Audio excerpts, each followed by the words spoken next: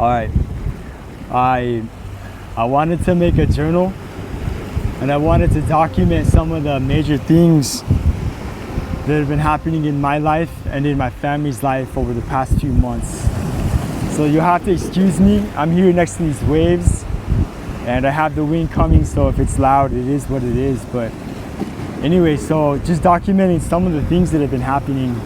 I guess I want to talk about three major things. I want to talk about, first, my family, what's going on with my family.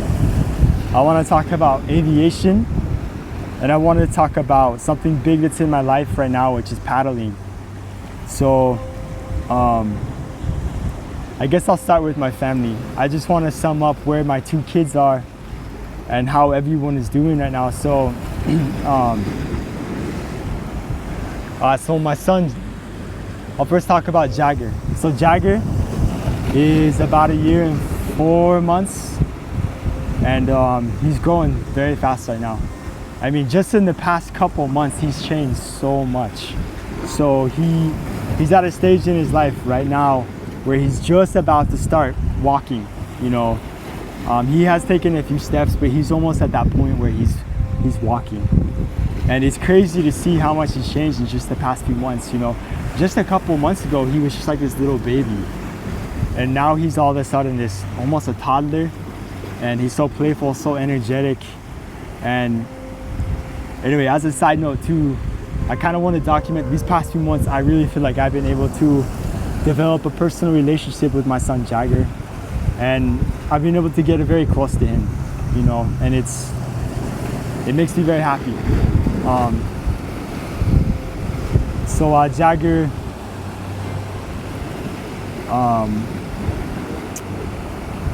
anyway, I'll talk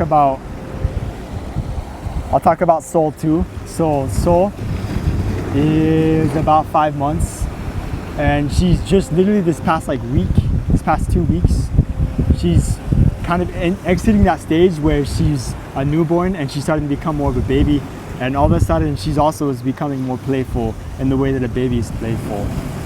So it's been amazing to see these kids change so much. And I guess something that I want to talk about too is what it's like to be a parent and my thoughts on it. So first off, it is a big sacrifice, most certainly. It is, especially with my wife, you know, and I do want to give her credit right now.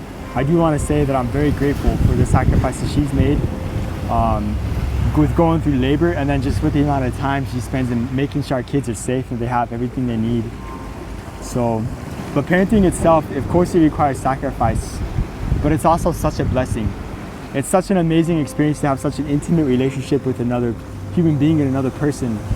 And it really is an honor. It's an honor to see these kids grow up and to be able to participate in that, you know. As a parent, I don't view myself as, I don't own these kids, you know. They are my kids, but at the same time, these are independent human beings. And I'm privileged just to be able to watch them grow. I'm gonna try and teach them everything I know.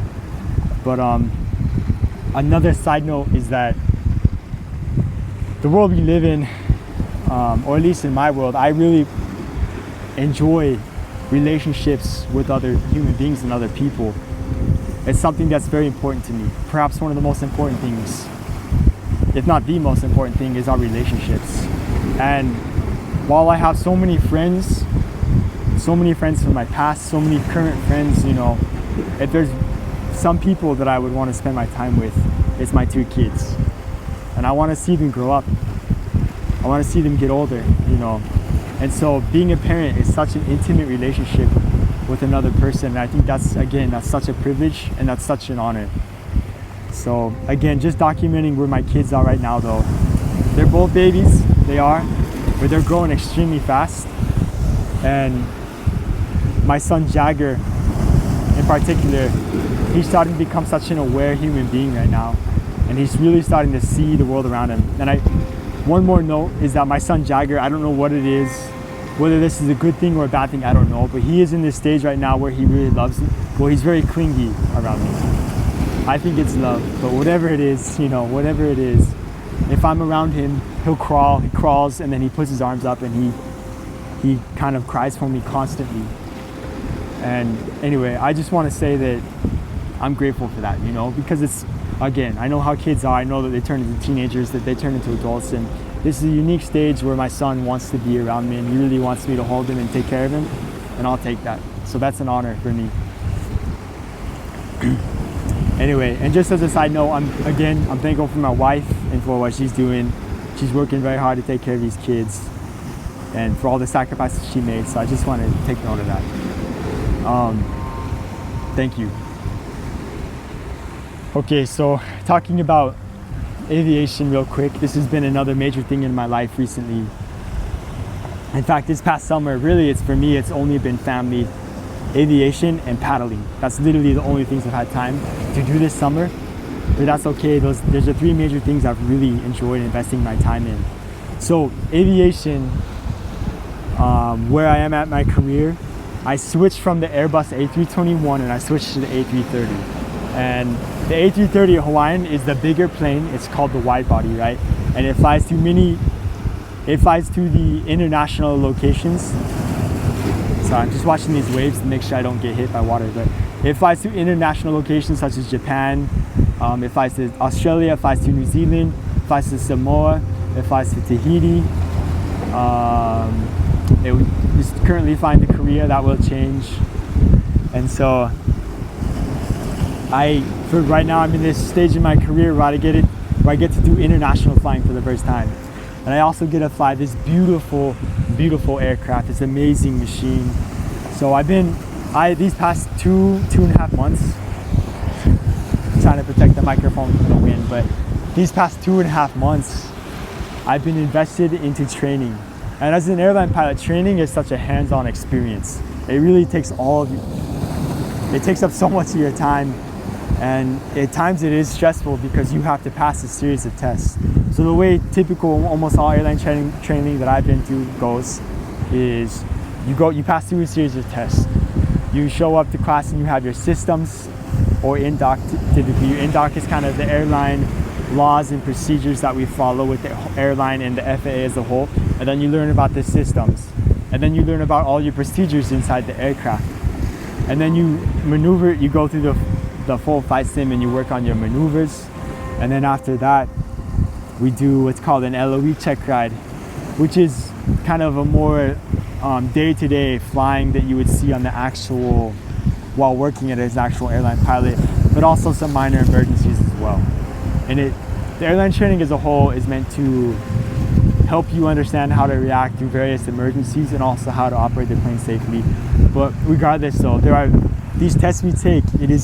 If you don't study, you will not make it, you will fail. So these past few months, I've been studying very hard and I've been training. I've been taking tests every week or so. I've had a new test.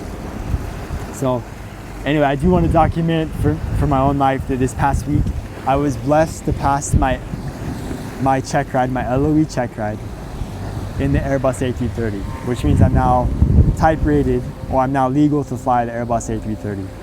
So, and another story that I want to journal for myself is that when I took this LOE check ride, for some reason, it just was the unfortunate circumstance that it was. But my examiner, he was getting checked out himself. And so as a result, we had 2 FAA guys there examining him, but they were also watching me. And we also had another Hawaiian Airlines instructor there to watch the Hawaiian Airlines examiner. And so in this simulator, it was 5 other pilots, which includes my sim partner. All of them were watching me though. My sim partner was technically doing a test, but he's already type rated in the Airbus A330. So really this whole test was for me. So anyway, it was a major test. It was a stressful thing, but I got through it. I'm proud to say that I made it through, and it's been a lot of work. But anyway, another note that I want to talk about aviation is that this time going through training has really helped me to grow as a pilot and has really solidified so much knowledge that kind of solidified the knowledge that I already had. And so it was in some ways it was a blessing. While stressful, it was also a blessing. And one more note, I'm doing my very first international trip with Hawaiian Airlines. and I'm going to Japan starting next week. Yeah, next Monday. I'll be going to Osaka. Oh, sorry, it's not next week. It's 2 weeks from now, but regardless, I'm doing my first trip. Anyway, finally, the last thing that I want to document that's going on in my life right now is paddling. So these past few months, I've had the huge blessing and the huge honor to participate in paddling in Hawaii. So, and just as a note, this is where I paddle. This is Kahana Bay. This is the bay right next to where me, my wife, and my family live, literally right across the street. But this is where I paddle a few times a week. We come out here and we go out. Sometimes we go out several miles out to sea. Anyway, it's such a beautiful bay, but this is where I've been paddling. So what paddling is, the ancient Hawaiians had those outrigger canoes. It's those canoes, those long ones that have what's called the ama sticking out on the outside. It's a flotation device that would keep the canoe sturdy. And I've had the blessing to participate in that. So before I paddled, when I came to Hawaii, so many times I would come out and go out in the water by myself. I would go snorkeling by myself. You know, I bought a kayak, I bought a surf ski, paddle boards, several paddle boards. I would take them out to the ocean, almost always by myself. Sometimes with friends, but the reality is that the majority of it was just by myself. And so I learned that there's a paddling club right here. And so I went and I joined the team. And anyway, one thing I didn't know how competitive paddling was here in Hawaii. It's extremely competitive. A lot of the people of Hawaii treat paddling like people treat football, you know. It's a team sport. They take it seriously. There are many races. Some people, it's their lifestyle, you know, to paddle. But and of course, it has so much history and so much tradition behind it, and it's so beautiful. But anyway, I was able to paddle, and the way the season is broken out is you start with pre-season races, which are more long distance, you know, 6-9 miles, and then we go into what's called regatta. And regatta is our short distance. For me, because I'm a brand new paddler, I was participating in the quarter-mile races, which are literally just 2 minutes of just hard as we can go, just going for 2 minutes. Anyway, my team was very blessed. We were able to beat the team called Manu, and we were able to make it to the state championship in Hawaii, and we were able to go paddle in Maui, Lahaina, Maui, where they had the fire 2 years ago, and we were able to go paddle. And we did well.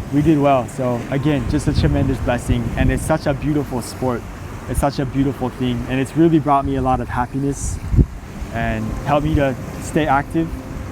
And it's also introduced me to so many good people on the island who work so hard, you know, who work hard, but are also just good, kind people. And that has given me a lot of purpose and a lot of meaning out here. So it's been something that I've loved, you know. And again, it's such a beautiful thing. So when we go out there paddling, just as a side note, I can see a man right here right now. He's on a canoe right now. He's on a one man, but he's out there right now. So, but when we go out, typically we'll go out on the 6-man canoes and we paddle. They move fast, you know, but we paddle all around this bay. Sometimes we go several miles out to sea.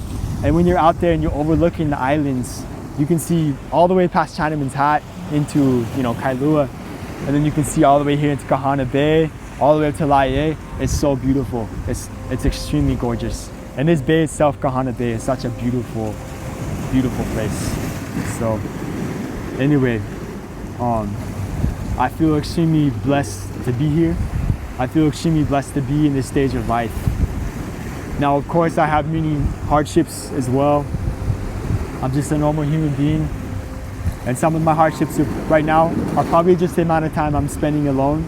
I spend a lot of time alone, you know, a lot of time. That's because my wife has to travel oftentimes to the mainland for various reasons. Whether that's if I'm studying out here or if we have some event that we need to get to the mainland. And we have 2 babies, so it's hard to travel. Or as an airline pilot, I travel by myself, so it can be difficult. But regardless though, I do feel extremely blessed. I have my health. I'm living in I believe, the most beautiful location in the world, and it's been a huge blessing. So I wanted to document these things because life moves so fast, and I feel like if you don't take the chance to document this, you'll miss it. You'll miss it. So anyway, I want to take a second. I don't think you can see it, but look how beautiful this bay is. I mean, the mountains over there, and it's right. I feel blessed. So that's all I gotta say. That's all I gotta say. And anyway, I guess the last thing I will say is that I think being in Hawaii has changed me, has changed a lot of my values, and has made me want to just slow down, enjoy the earth more, to enjoy my family more, to not pursue money, to not pursue worldly things as much, because why? Why would I? The earth is so beautiful. Anyway, that's all I got to say.